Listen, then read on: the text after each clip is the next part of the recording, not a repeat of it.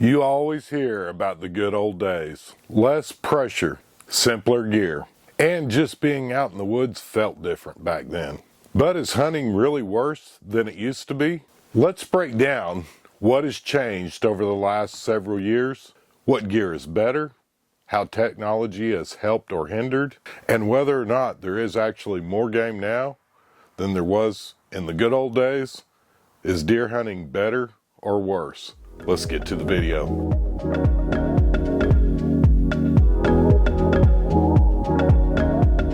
Often you'll hear some of the older hunters saying, back in the good old days. But what does that really mean? 40 years ago, when my dad and I first started hunting, neither one of us knew how to hunt. But as we was learning together, a good solid hunt, a week-long hunt, is if we seen a handful of deer that week. A harvest was out of the question. In fact, it took us almost 7 years to get our first deer with a bow. Today, the technology, advancements in everything from GPS mapping like Onyx to the bows that we're shooting today, technology has advanced so much. And also, along with that, especially back in Oklahoma, the deer population has increased tremendously. I was talking to a friend of mine, Justin, at deer camp this last year, and I think his analogy was this, and I really liked how he said it. Trying to get information off the internet these days is like trying to drink out of a fire hydrant. The technology is there between YouTube, all the different platforms that you have available with different tips and hunting ideas and things to help you increase your odds of success are 1,000 times better than they were 40 years ago. At best, we had a library with an old outdated book and or some magazines that would just give you highlights of different hunts but never really give you any of the true tips to success.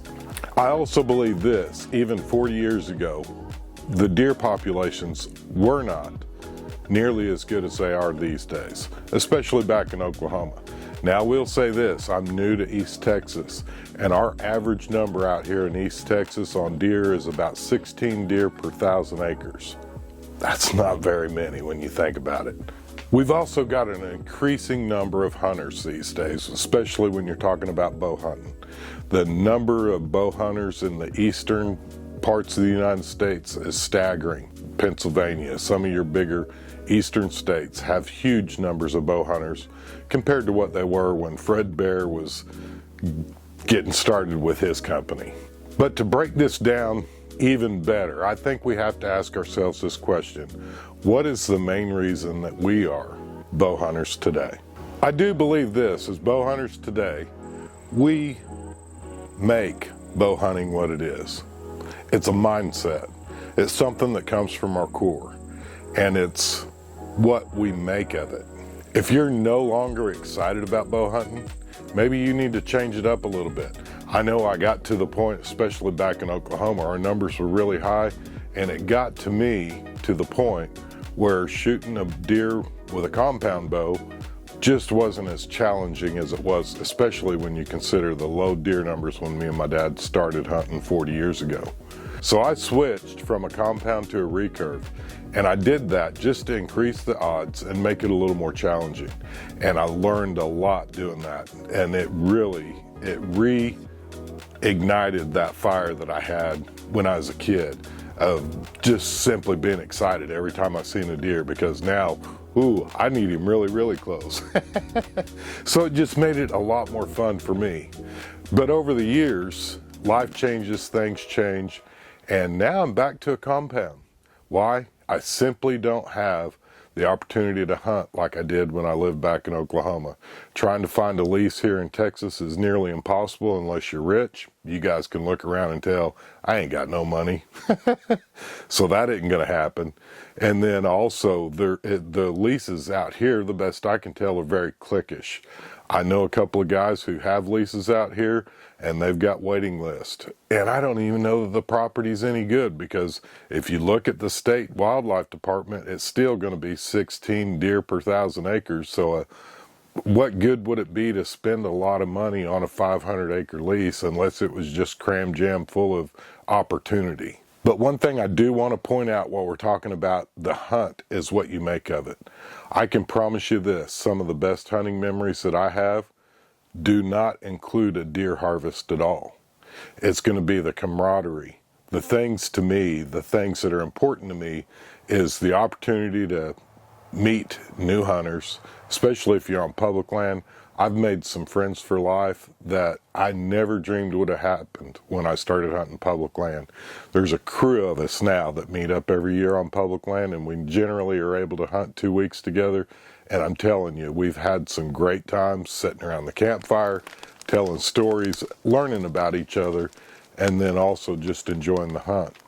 You guys have probably noticed you don't see a lot of mounts in the background in my videos, because even though every mount that I have is something near and dear to my heart, the memories that I have ordinarily don't even include a harvest.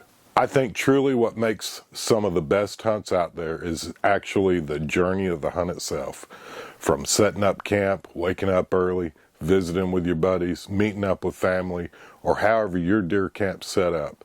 I believe that is one of the biggest things that make hunting so special, is the friendships that we make along the way.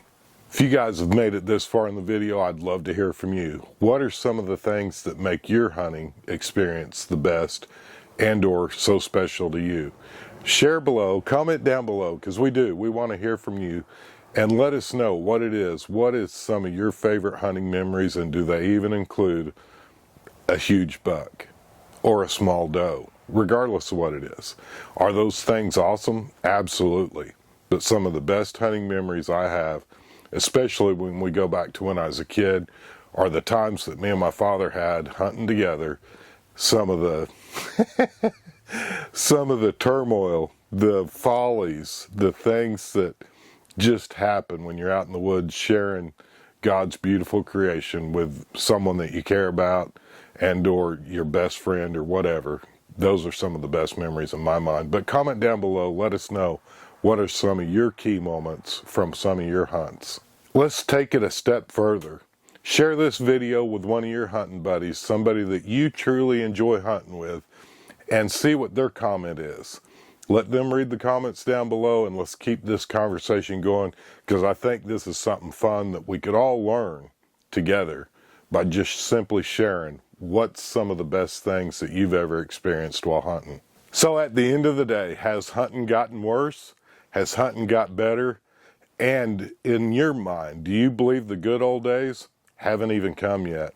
Comment down below. Again, share this with your buddy. Let's read what he has to say about it and see what his comments are as well. If you guys haven't thought about this in the past, and maybe this video got you to thinking about the good old days, consider hitting that like button down below. If you hated this video, hit that thumbs down button twice. Make sure that you hit it twice so we get full credit for it. But we'd love to hear from you. What are some of your favorite hunting stories? And do you think the good old days haven't even got here yet? Comment down below. Share this with your buddies. I hope you all have a blessed week. And let's get outside and make something happen.